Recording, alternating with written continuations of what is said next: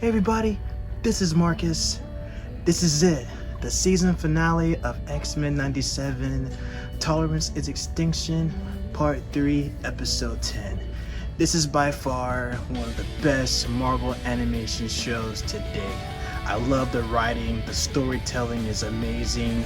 Every plot point, every twist and turn, every surprise has always left me at the edge of my seat, and I've enjoyed the writing. So shout out to the voice actors, everybody behind the scenes, the directors, the voice actors. They've all done an amazing job, and I cannot wait to see what they're going to do for the next season as well though. So I'm definitely excited for it because, as a matter of fact, as I'm speaking right now, season 2 is actually in production and they're working on that as well, and season 3 is also in the works as well. So I'm definitely excited about this. But everything from the first episode even until the last episode definitely left me on the edge of my seat, and it's one of the reasons why I got into Marvel Comics when I was a little kid, especially watching the original X-Men animated series that came on in 1992.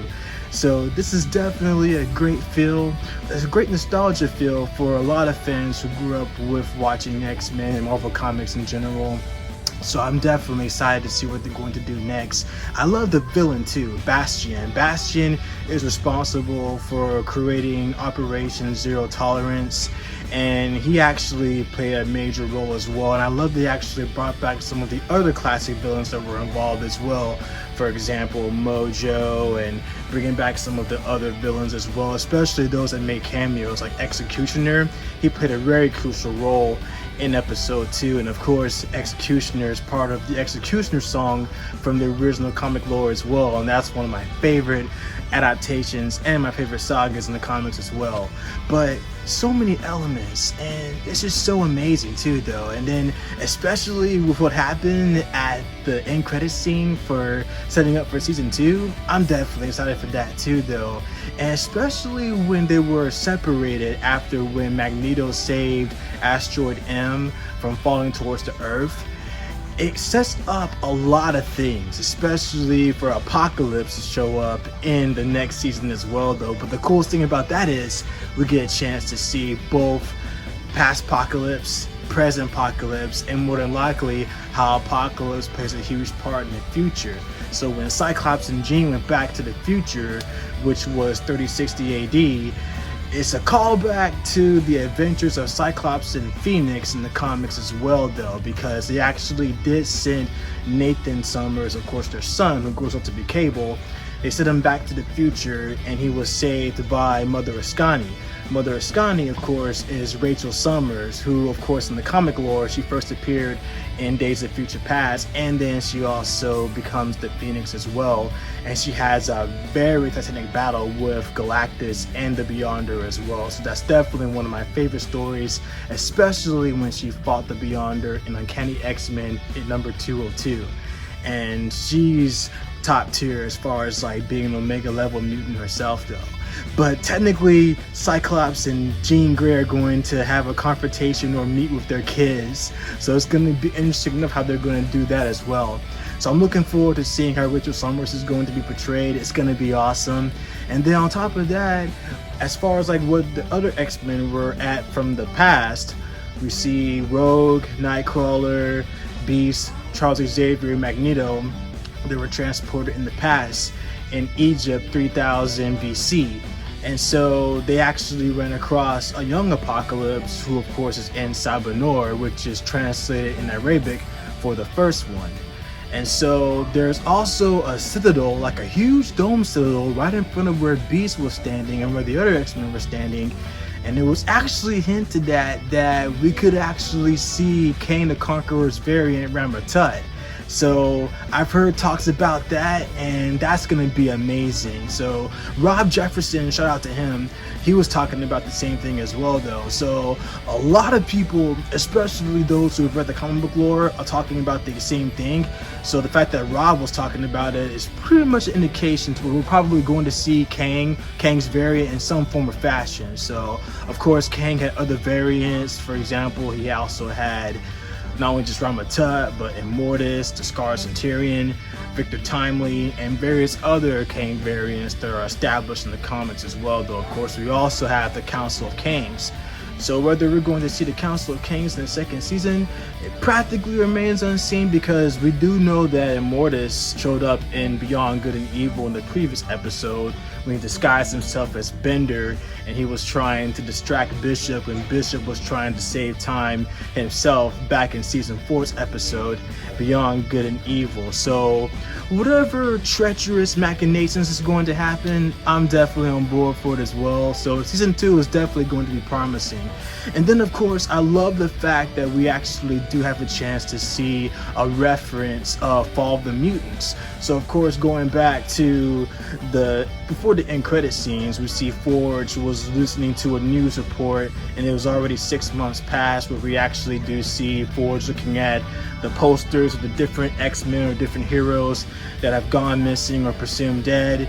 And it reminded me, first thing that came to my mind was, that's a Fall of the Mutants reference. So it goes back to the Fall of the Mutants saga, and then also Days of Future Past as well. So I love that they actually incorporate those elements as well though. So, but more than likely, that's what they're actually going to go for. So I'm looking forward to it and seeing what they're going to do next and how they're going to tell the whole story. But it's amazing. I love it so much though. And on top of that, Creighton Creed is going to have an important cameo, not just a cameo, but important presence as well, because he actually is going to run for president after the Extinction Day situation that President Kelly was actually dealing with though. So more than likely we're going to see the battle between Robert Kelly versus Creighton Creed for the nomination of President of the United States. And of course Creighton Creed is the son of Victor Creed, aka Sabretooth.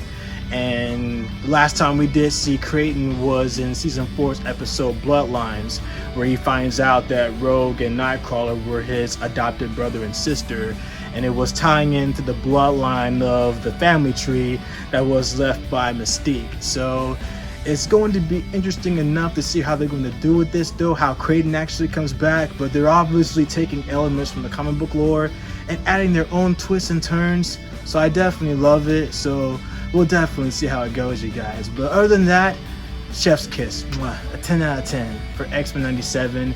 It's a great series. I've enjoyed the first season. I'm looking forward to season 2, and I'm definitely looking forward to seeing how they're going to pull all the stops.